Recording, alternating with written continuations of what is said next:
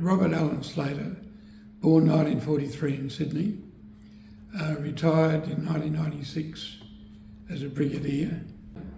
Then I was in Vietnam for 12 months. And in Vietnam, in the engineers, we had what was called trickle flow. The infantry and the artillery and the armour tended to go over there as a unit. The unit would go across, then the unit would come back and disband, and another unit would replace them. Whereas the engineers and other corps tend to be trickle flow, where you were replaced individually. Every week some people came home and some people then replaced them. So I went over as a very junior captain at age 25, and the first job I had was troop commander of a land clearing team. We had bulldozers going out into the field, cutting down jungle for three purposes.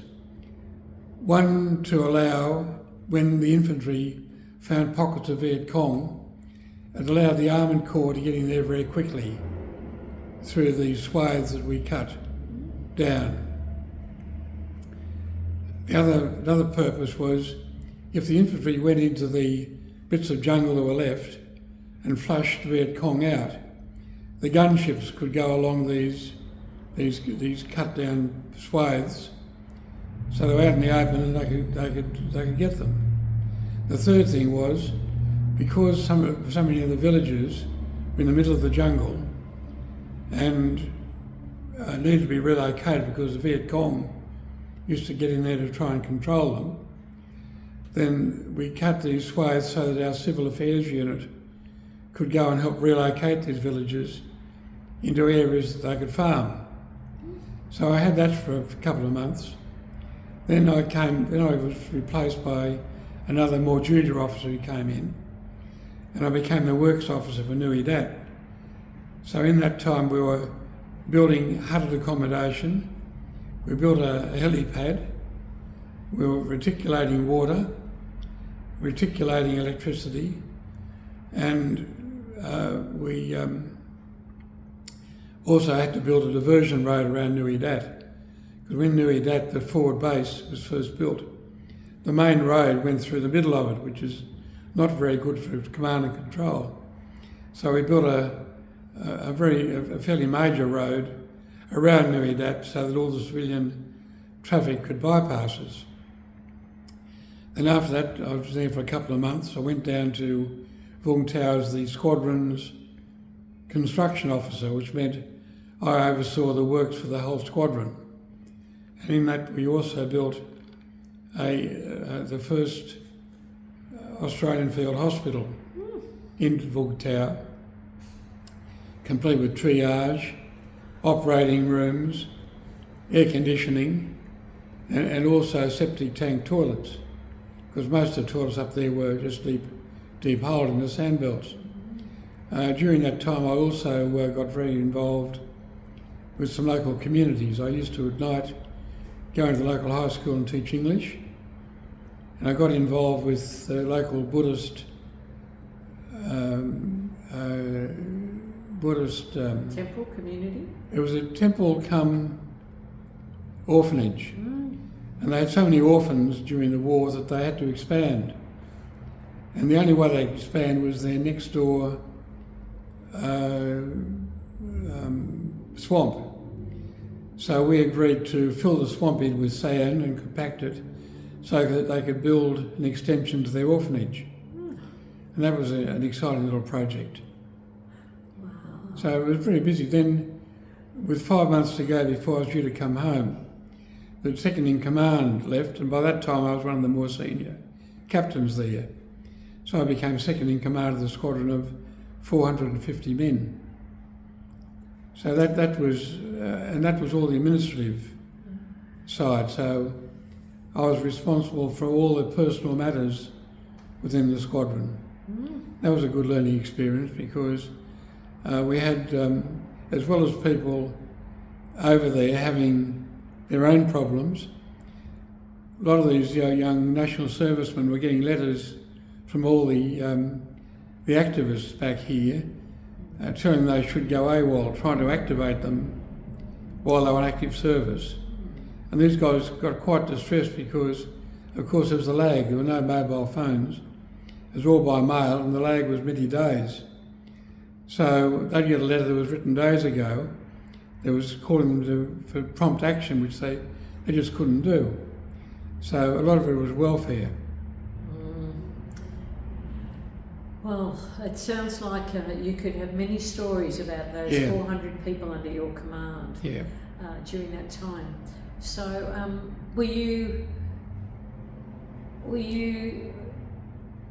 did you feel cared for when it was your turn to come home?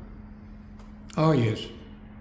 In fact, to my mind, this is only my personal opinion, the only people who probably felt uncared for were national servicemen coming back to Victoria. I think any regular army guy coming back would come back to a unit with other people who'd been through Vietnam, and there was all that camaraderie and anybody who needed any kind of help, it was there as part of your work environment. In other states, whether you're regular army or national service, every other state either had a battalion in it, or in the smaller states, West Australia and Tasmania, the state's population was so small, the services were still revered. And so anybody who'd served in the services who went back to Tasmania and West Australia, they were well looked after because the army was seen as a very important part of the community fabric. We had battalions at that stage based in Adelaide, Sydney, Brisbane and Townsville. And every time a battalion came back as a whole, the army organised a march in conjunction with the RSL through the main streets of that city, and anybody who'd come back through the trickle flow during the previous year was invited to join them. So I came back in May, the 5th Battalion came back to Sydney, I think in July, so I was invited to march.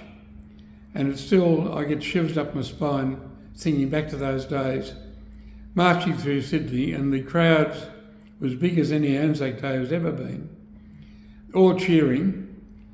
And by that time, there were also some people had come back from Vietnamese, had started to come, and even Vietnamese were there cheering. And when we got near the town hall, the band struck up Waltzing Matilda, and everybody just stepped out, and you really felt welcome. But Victoria had no battalion, so there's no welcome home thing. And the national servicemen who came back to Victoria had to go back into an environment that was probably still full of people from the unions, Monash University graduates who still hated the idea of Vietnam and national service. So they had to put up with that. So I really feel sorry for national servicemen from Victoria. I think, and I've asked people around Australia, and I've had the same answer given. Those who came back to anywhere else but Victoria felt welcome. I think in that case, Victoria had a lot to answer for, and still does. I think Victoria just doesn't understand patriotism and national. On Anzac Day, those who've had service experience, they understand it, but you've only got to see some of these protests and some of the acts of some of the politicians, they don't get it.